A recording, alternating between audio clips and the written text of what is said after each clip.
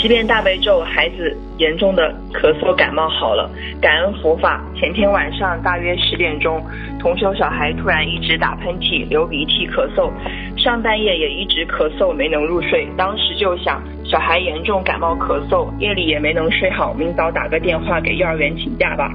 让小孩在家休息。早上同修做功课时也听到小孩一直咳嗽，于是他给小孩念7遍大悲咒，求观世音菩萨妈妈帮助小孩某某某治感冒咳嗽病，让小孩回幼儿园读书，他也有更多时间念经做功德。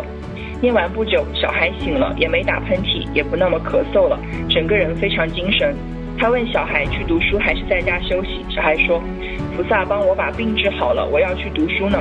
想起没学佛前，小孩每次感冒咳嗽都要吃几天的药才好些，心里很感恩菩萨妈妈，大悲咒太有能量，太灵验了。建议师兄们，小孩有小病小痛，看医生吃药同时，也给小孩念些大悲咒，让菩萨加持，病自然更快治愈。分享中如有不如理不如法的地方，请观世音菩萨和护法神原谅，请师父指正。像一般的情况是这样，不管